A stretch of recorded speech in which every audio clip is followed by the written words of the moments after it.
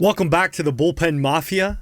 We are back in the Magic City Sound Studios. Toad, Paul behind the ones and twos. It's good to be back. Good to be back. Wow. Jinx. There we go. We are in sync here. The MLB season is in full swing. We got some props. Pun intended. We got some props. We do have some props if you're listening on Spotify, Apple, whatever it is. Javi has a Canes baseball branded Marucci bat. I mean, this is beautiful, guys. Shout out to GM. The video will come out soon. You'll see it on social media. But there is a Marucci Canes branded, and I'm going to point at the camera one more time for those on YouTube, but it is a Jim Morris edition. They don't make these, fellas. This is a It would be cool if they made 3 of them. Yeah. Maybe we can, Marucci, if you're listening, we'll take a couple more bats. But yeah, Javi, baseball, we are in the thick of it. Well, a month in, maybe a month and a couple weeks. It's been an interesting start. There's been teams that we expected to be good are good. There's teams that we expected to be good that are bad. Really bad. And there are some bad teams that are still bad. And there's some that are performing well. But before we get into our MLB topics, our MLB headlines, it has been a little bit since we last recorded, and in our group chat this week, we were sharing pictures about like what we were doing because we just love baseball. We'll just call it for the love of the game. Ball knowers for the love of the game. And we spend, unfortunately, or maybe fortunately, a lot of our free time just around the game of baseball. And you have spent a good amount of time, more than last season, in the Marklight Stadium press box with your boy Joe Z. So I'm curious, what have those games been like?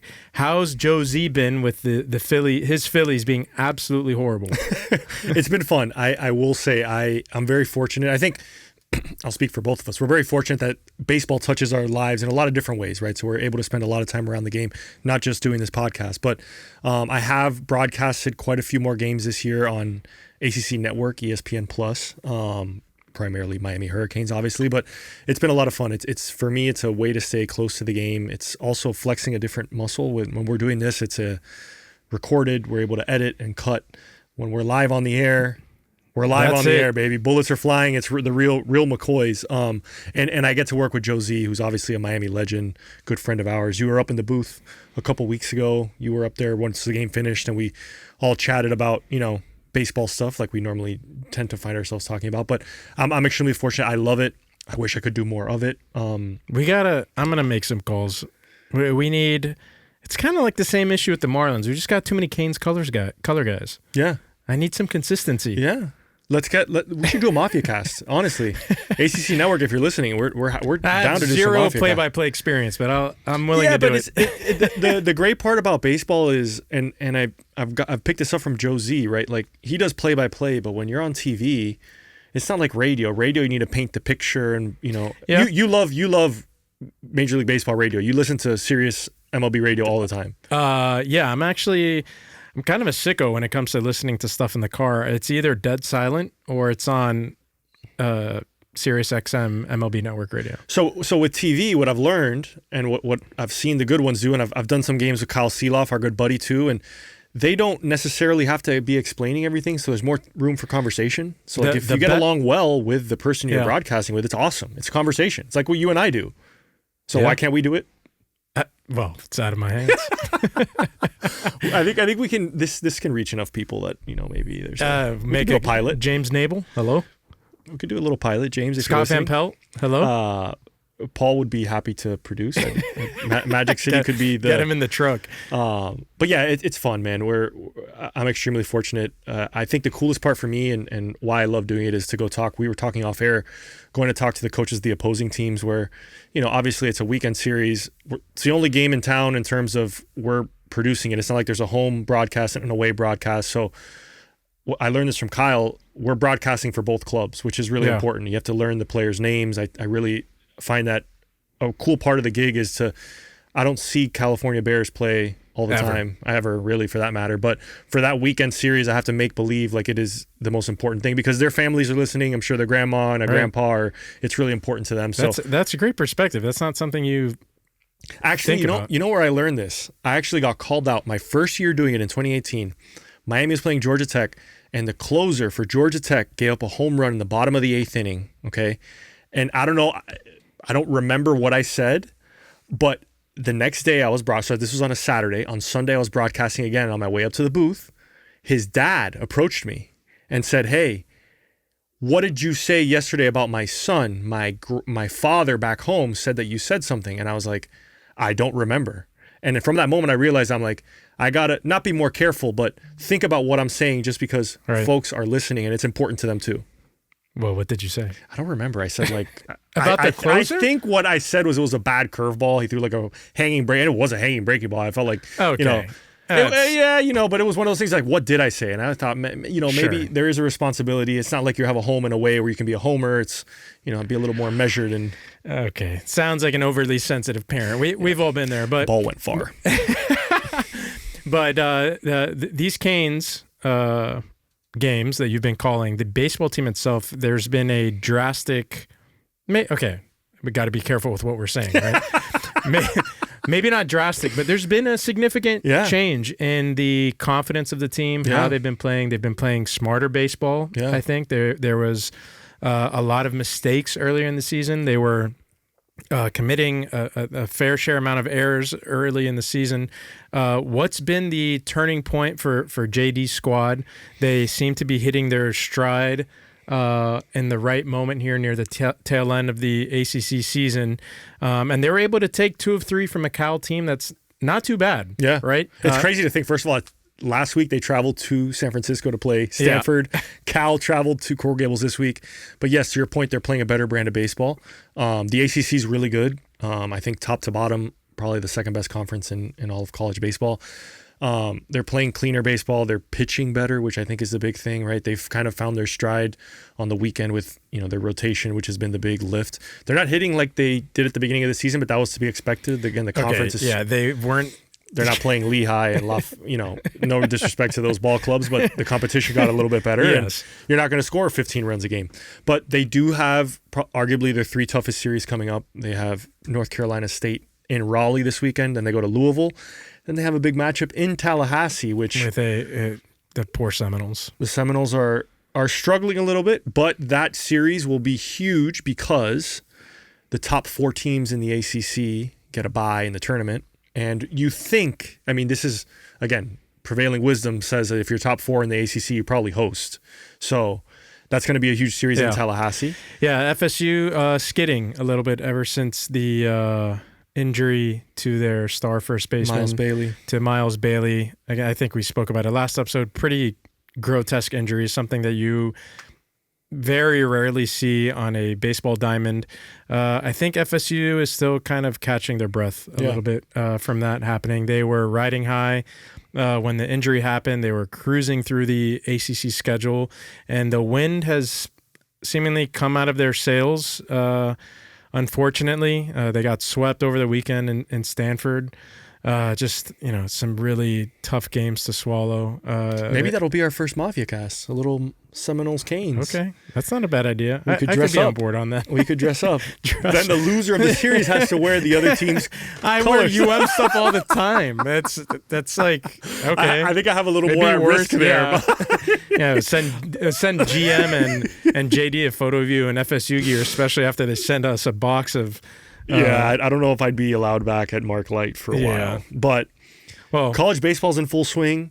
Toad, we didn't even get to your For the Love of the Game. Yeah, while you've been busy on TV broadcasting college baseball games, I've been at Little League baseball games. A buddy of mine, Jorge Beruf, we work out together at F45. His son, Bowie, is an up-and-coming superstar at Suniland Park at the Howard Palmetto Little League. And he invited me out to a couple Little League games, and I said, you know what?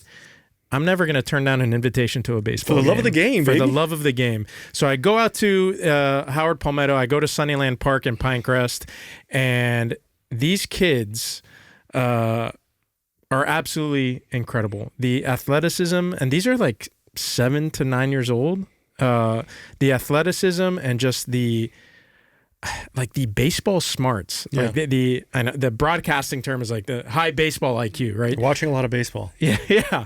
These kids, you can tell that one, they're coachable, and two, they're watching a lot of baseball, Right. and they understand the rules.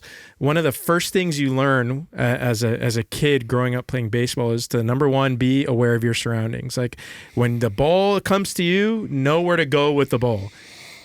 No hesitation from these kids. If there was a force out at second, the third baseman knew to go with the ball. If there was a guy on second and no one on first, this 8-year-old third baseman is looking back the guy at second and throwing it across the diamond.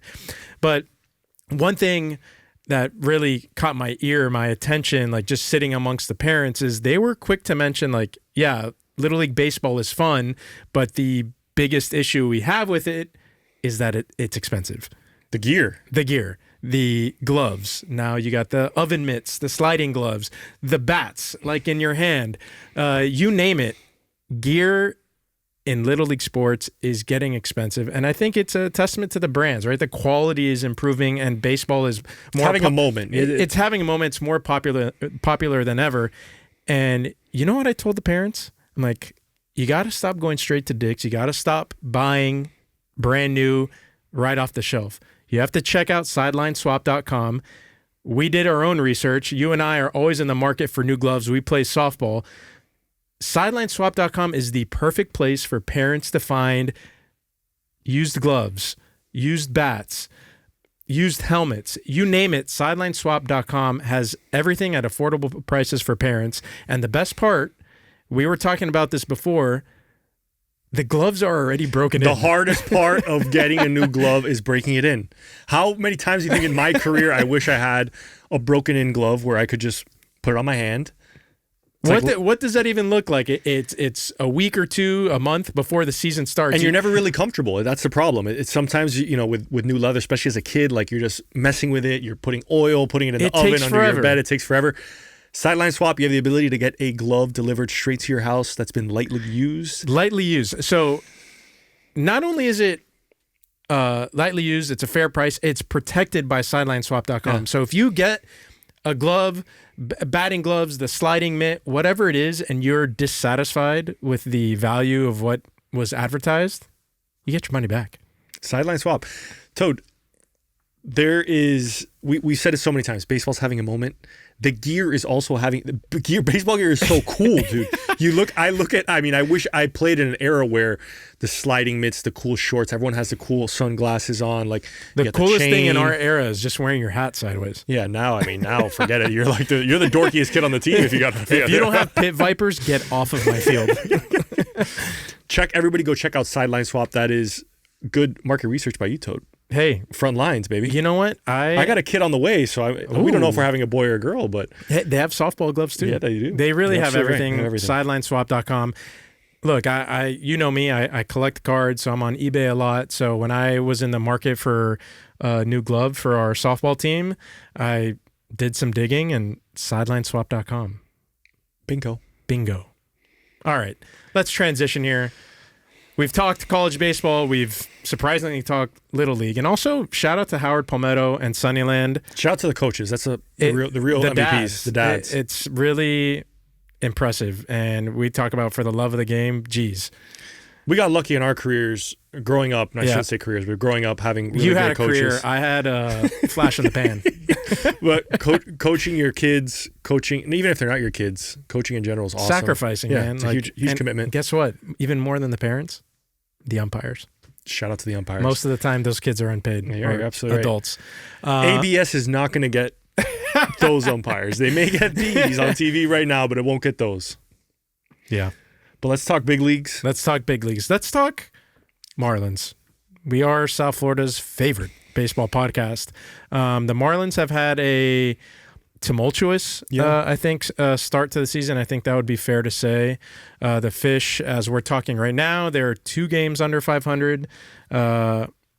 It's been an up and down season that really started high. They started the season 5-1 with a sweep over Colorado, and they took 2 of 3 from the White Sox. And since then, they've kind of been sputtering to find their footing. Yeah. They've only won 3 series all year. In addition to those 2 I already mentioned, they've only won one more series against the St. Louis Cardinals, and they have been 500 baseball. 500 baseball, but really, really bad on the road. Yeah, and I think the issue is I don't think the Marlins have a consistent formula to win right now.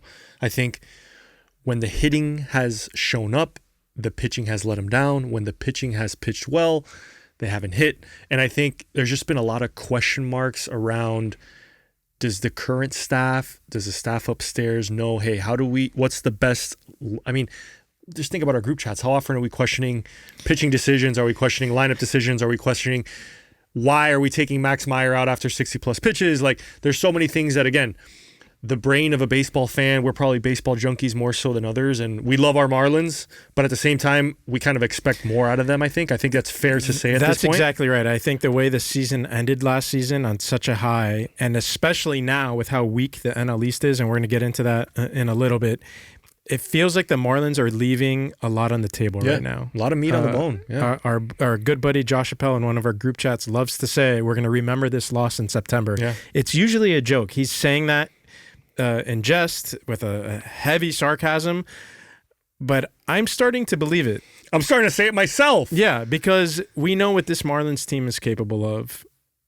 They are letting winnable games slip through their fingers, whether it's really confusing management decisions by Clayton McCullough, whether it's just the bats falling completely silent outside of Liam Hicks, Otto Lopez, and Xavier Edwards, or it's a base running mistake on the base paths that leaves your head scratching. A bad brand of baseball sometimes that really makes you wonder what exactly was the motive. There's a lot of times where, hey, we saw it over the last couple of weeks. Augustine Ramirez trying to steal bases. Augustine Ramirez getting picked off. Sometimes it's just circles around, and maybe I'm being a little bit unfair to Augustine, but I don't think the Marlins do enough on a day in and day out basis to be a really good baseball team at the major league level.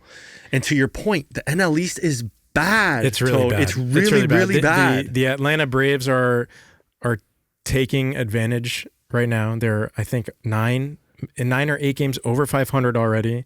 The Marlins are 6 or 7 game lead. Yeah, the Marlins are still in second place, but that's only because the Phillies and Mets cannot win a freaking baseball game. I'm telling you, if it wasn't for the Mets and Phillies struggling, more people, I think, would be talking about the Marlins. Like, what is this young team waiting for?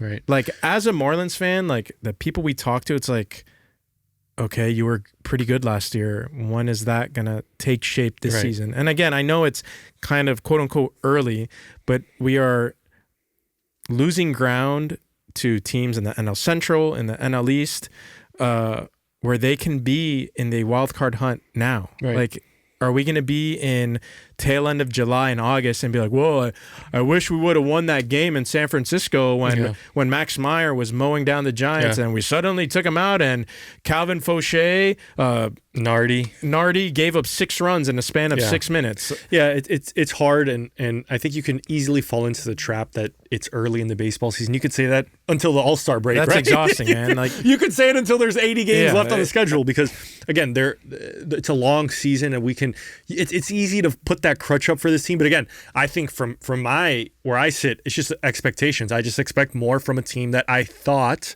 at the end of last season had a really fantastic 6 or so weeks to end the season, where, hey, we weren't going to make the playoffs, but we were talking about it. But I think what Marlins fans want too is a little more urgency from the club as well. I agree. Let's put the pedal to the metal. Let's treat these games like we are competing for a playoff spot. Yeah. I'm tired of Clayton McCullough going on TV post-game and saying, well, that sort of thing just happens. I'm like, excuse me? What do you mean that sort of thing just happens? Max Meyer was cruising, and your decision to bring in 2 relievers with ERAs over 5, maybe even 6 in high leverage situations, and they didn't come through. Yeah. It's mind melting, because it's, what do you mean that just happens? That doesn't just happen. We got to expect more from our team, and it's okay. We should, as fans of the Marlins, we should expect more. There's a certain point where... And I think the team would want us to expect more as well, right? Yeah. I think if you want to energize a fan base and you want people to be in the seats, you want people to go to the games, and so much is made about attendance at Marlins games, there needs to be real expectations. There needs to be a team that, hey, people want to go see you win. They just don't want to go see you because they're giving away a SpongeBob t-shirt. They want to go see you win a baseball game because that's important too. The scoreboard matters. It's the scoreboard. We don't keep score for no reason, Toad. We don't. We're not playing. Even at that Little League baseball game, they were the there's kids, a winner and a loser. The kids they definitely wanted to win. People want to win. They were hitting doubles. They had their own sellies on second base. I'm like, okay, maybe we watch a little too much Major League Baseball. But we have expectations for the Marlins, and we want them to be better. And we hold them to a higher standard. No, we don't want them to be better. We need them to be better. That's a good point. I'm it's tired. I'm tired of the making excuses for the Marlins because, they're young. The pitching staff isn't that deep. It's a second-year manager. Oh, it's early in the season. Yeah. Stop with the excuses. I know they were missing Stowers, and that's another excuse right there. They were missing Stowers for the first month of the season, but he's back. The offense still isn't scoring consistently. The starting pitching has been a bright spot, but who on that staff right now do you trust to go out there and I got you. Let's win this game right here. Sandy? Sure. It's what, April... It's late April right now, and I'm kind of losing hope already. Don't let go of the rope, too. Do not let go of the rope. I'm gonna. You know who did let go of the rope? The New York Mets. Our good buddy Dan Hines. It's funny because you want to talk about somebody who says that there's a lot of baseball left. I think a week ago, maybe they were at the 6-game losing streak. Dan Hines was saying a lot of baseball left. I think he was even giving us the odds of Mets making the playoffs. And it ain't happening, brother. It ain't happening. That's a bad team. It's when we record right now, Carlos Mendoza he's currently still the manager of the New York Mets. When this comes out, no promises. But hey, they had a 3-game series at home against the Colorado Rockies, and they got swept by the Rockies. And that's not even the worst part of the week, though. The worst part of the week was Juan Soto coming back from his injury and saying, I haven't talked to the guys. I forgot about that. Dude, that's crazy. You're in a million group chats. We know how many group chats we're all in. You know Juan Soto's in the Mets group chat. Did he just not answer? He didn't even put a haha, didn't put a heart, didn't put little exclamation points on anybody's text? I think it's a little deeper than that. I would, again, we're making assumptions here because they haven't addressed it, but I get the feeling that Juan Soto and Francisco Lindor do not get along. They don't see eye to eye. I think there's a little buyer's remorse in New York with that contract. 1,000%. I think 1,000%. I think probably with some Bo Bichette buyer's remorse too. I think everything they've done, they've probably regretted. Sorry. No, Pete Alonso, Nimmo. Exactly. I was gonna say their entire core. They're culture guys, the guys who that you've associated with the Mets the last 5-6 seasons. They're in one swift week of the offseason, they were all gone. And I think too, it's one of those things where money doesn't necessarily buy you a winner, right? Like we've seen the Dodgers, and I don't want to compare the Mets and the Dodgers because again, what the Dodgers have done. Let's compare the Mets and the Dodgers. The Dodgers have had success and they've spent money similarly to the way the Mets have, but you cannot compare the two franchises, right? Like the Dodgers are like a model of success and the Mets are a laughingstock. Yeah. It's, it goes to show that there are different methods to win. And when you try to replicate kind of like what the Dodgers are doing, it's not hard. Right for you. It's not easy. It's interesting because the Mets leadership, Stearns, he came from Milwaukee, a place that, they count every dollar. Right. Everything is done with a very specific goal in mind, right? Like there's heavy reasoning to every transaction, and it feels like or like an analytical reason, right? Like it's more than just this is a good player, right? Like this is a good fit for us. Right. Like it's very well thought out. And now Stearns goes to the Mets and he has a blank checkbook. And now all of a sudden that formula doesn't work. The formula is not working for him. Like I also think though too, there's a little bit of arrogance from the owner, knowing that he can buy whoever he wants and he can spend more than anything. It's almost like, hey, I got the smartest GM in the world, but I'm not going to use his formula because I have more money, and money is better than what he, you know what I mean? So, and shout out to the Brewers too. We didn't even talk about our boy Woody. We went to go see Woody. Woody's looking good. Woody looked good, Woody's man. back. He was in his South Beach whites when we saw him. He was looking dapper, dude. Man, Kyle Wren, what's his deal? Kyle Wren, man. LMAO. Is he making fun of what Woody was wearing? Kyle Wren, come on the pod and describe Kyle Wren. That was disrespectful, a rogue comment. That's a two-time All-Star. Yeah. Jeez, God forbid a white boy get a little motion. Embrace that South Beach lifestyle. South Beach Woody, man. Man, Woody loves pitching. He loves pitching down here. He was linened out. Linened out, all white. Top to bottom. You said that way better than me. But again, God, the poor Mets. Don't feel bad for them. Don't feel bad. Don't feel bad for the Phillies. Don't feel bad for the Phillies either. There are probably big changes coming in Philly as well. It's a weird time in the NL East. The Braves are back on top in a year that they were expected to be fine. Right. The Nats are kind of hanging around. The Nats are competitive. Their manager is 33 years old. Their whole coaching staff. Yeah. I was watching a Nats game because, again, shout out to Jorge, my buddy from F45.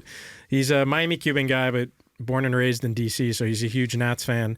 It's funny. I walk into the studio. I'm like, dude, I was watching the Nats game last night, and the pitching coach came out of the dugout.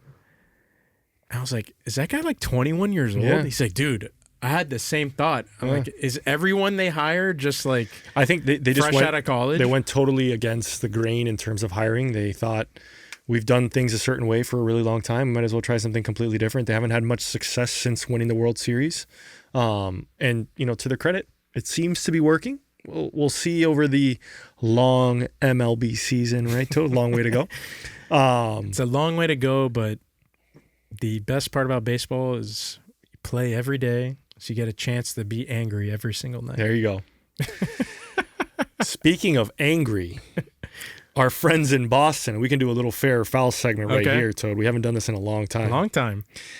Fair or foul, the Red Sox over the weekend, so this was recently, fired the entire coaching staff, which included World Series champion Alex Cora.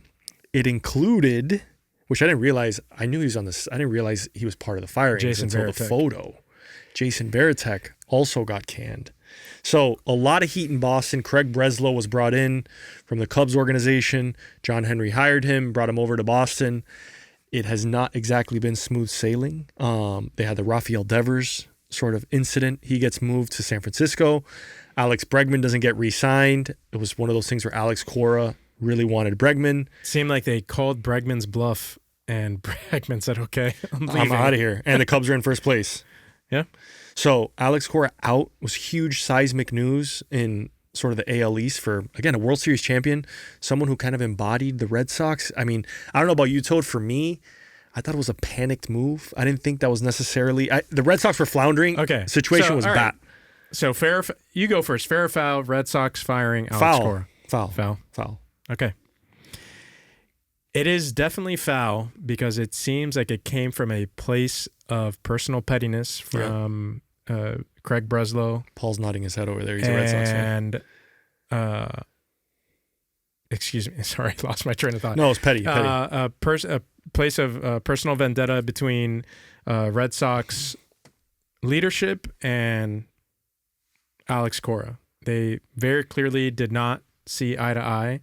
It's 1,000% a knee-jerk reaction. They're practically already out of playoff contention in the American League, so why not just wait until the end of the season? There's really no reason to do this now. It's totally foul. Again, I'm contradicting myself a little bit here, but a lot of their star players have not gotten off to good starts. Right. Like the bats are off to a slow start. The Red Sox they haven't looked good. And after he was let go, the Red Sox players came to Cora's defense and like they immediately won like 17-1 or something, or whatever. They took 2 or 3 from the Orioles after they let him go, and one of the players was like, "Yeah, we played how Alex has been trying to get us to play." It's like, yeah, there's some accountability there on the player side that they've just have not been performing well. And I think the hard part too is you realize Garrett Whitlock had some interesting comments. They didn't give the players a chance to speak. Management came in, told them, Cora's gone, basically walked out of the room. Yeah, don't ask questions. Don't ask questions. You're here to play baseball. And I think it's kind of a telling sort of introspective quote from Whitlock, where players usually don't have a lot of say in personnel decisions from the general manager's front office, especially when you don't have a front line player that's everyone thinks running through, right? Yeah. Like LeBron James would have had say over whether you get fired, but I feel like the Red Sox, that was a decision that came from above. Again, maybe John Henry doesn't like Alex Cora either. Yeah, who knows, man? But John Henry's catching some serious heat. Yeah, it's not even on the baseball side. Like the prices for stuff at Fenway are supposedly egregiously expensive. They're experiencing it at Liverpool too. Their fans are. We're having like a cross channel hatred of John Henry. That's very good. Yeah, cross channel. Okay, next on Fair or Foul. The New York Mets struggles are the fault of New York Mayor Mamdani. Politics aside, I'm going to side with my boy Dan Hines. It's all Mamdani's fault. He had to go hug Miss Met. They immediately lost 12 in a row. Yo, if I came across Mrs. Met on Hinge or something, I'm swiping right. You got to be careful, Toad. I saw Francisco Lindor on part of my take say, "Miss Met ain't she what dick. You think." Yeah, ain't what you. Yeah. Okay. So Mrs. Met is a Puerto Rican guy from Brooklyn. Is what you're saying? I don't know. Okay. But fair that it's Mamdani's fault. Absolutely fair. I'm gonna stay in your lane, bro. I'm gonna go even deeper. It's Francisco Lindor's wife's fault. I forget her name right now. But Mrs. Lindor is within Mamdani's circle of trust, and a lot of the rumors is that the former Mets that were let go and part of this restructuring for this season leaned in the opposite political direction of Francisco Lindor's wife, and with a snap of the finger, see ya. Those guys are gone. Wow. And now the Mets are absolutely dog shit. Pretty horrible what's happening in Queens this season. It's kind of sad because baseball is funner when Citi Field is rocking. Yeah. But I don't want to count him out. I do want to count him out because I do not like the Mets. You think there's no hope, realistically? No man. Hope? Because I think your next point plays into that, right? That's the reason why there's no hope. Yes. It's because the NL Central is so strong. There are other teams doing well, and they're, again, going back to our Marlins conversation, there are teams taking advantage of what's going on in baseball right now. So, fair or foul number 3. 3 NL Central teams will make the playoffs this season. I want to say fair. I can't put my finger on the 3. I don't trust enough of the teams outside of the Cubs in the NL Central. Okay. I think the Brewers are probably best positioned to make a run, but I don't know if they have enough juice to make another. That's so dumb of me because I'm putting out into the open that the Brewers don't have enough juice and they always figure out a way. But the Reds are good. The Pirates are good. I just don't know if they're good enough because the NL West is so strong, right? Okay. So I'm going to go totally fair on this. I think the NL Central is the premier division in the National League this season. The Cubs, they have the young talent. They have some of the veterans. They have the pitching. They have the manager to get them to the postseason. Cincinnati, kind of the same deal. Their young players are... Sal Stewart, stud. Oh, man. Sal Stewart, Miami native, Westminster Academy. Kind of came out of nowhere. Like for, I'm a diehard baseball fan, and, I had heard of him, but he has exploded onto the scene. So good. He and Ellie De La Cruz are the 2 superstars of that team. They've got some strong arms in their staff. And then the real wild card is the Pittsburgh Pirates, led by Paul Skeens, Bubba Thompson, O'Neal Cruz. They're good. They're good. And they have arguably the best pitcher in the National League, right? So if all things being equal, it comes down to 1 or 2 games. Yeah, I just think in the NL West, I mean, you could say the same about the Central. I think the West, there's a little bit of fool's gold with San Diego. I think they're off to a really great start, but they're not as deep as they've usually been. They got the best closer in the game. I think they're going to pick up a lot of wins beating up on the Rockies. But excuse me, the Rockies have been much improved this season. The Giants, not a strong team. I don't know. I think this is the year of the NL Central. Our first episode of the season, we gave our early picks for surprise teams and NL MVPs, and we said Ellie De La Cruz. You said Ellie De La Cruz. I said Ellie De La Cruz. Give yourself credit. I believe in the NL Central, man.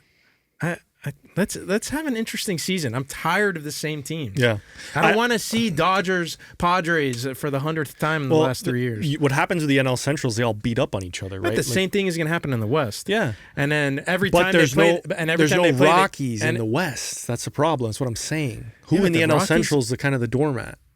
Okay, this is my favorite segment of this episode, the last fair or foul, because I've got a wager on this. I placed real American dollars. Real American dollars on this futures bet, and I'm not even gonna answer this one because I'm biased. But you, as the pitcher, you've been a starter, you've been a reliever, so you've been around these demented folks who call themselves closers in Major League Baseball. Fair or foul? Will San Diego Padres closer Mason Miller be the first relief pitcher to win the Cy Young Award since Eric Gagne in 2003? I think it's totally fair. I don't think it's out of the question. The problem is the voters need to look at what Mason Miller. Saves are. It's a stat that not every save is created equally, right? Because some saves are more important than others. What Mason Miller does is no one hits him. Mm-hmm. He comes into the game. The ball doesn't even get in play. The ball, exactly. I think he has a negative FIP, which I need someone smarter than me to explain to me. But it's very good. From a numbers perspective, there's no way that he won't have a super solid case for it.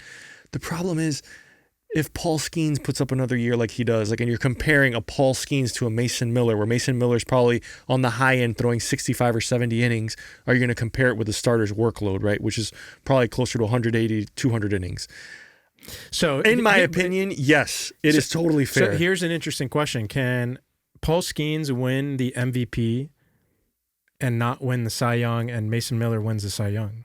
Wow. Because you can be the best pitcher. The Cy Young is for the best pitcher. It's not for the most valuable pitcher. Right. If Mason Miller does what Gagne did, if he has 50-plus saves, an ERA under 1.5, he can win the Cy Young. I mean, and then Paul Skeens, if he goes, 24-3 and leads, has a really solid ERA and is really pushing along the Pirates' playoff hunt, he can be the MVP while Mason Miller wins the Cy Young. It sounds like someone who has real American dollars on the line here. Hey, man, Bob Nightingale said it could happen, so it could happen. And he spelled his name correctly. If Bob says it, it's he spelled Bible. His name correctly for the tweet, so you know it's real.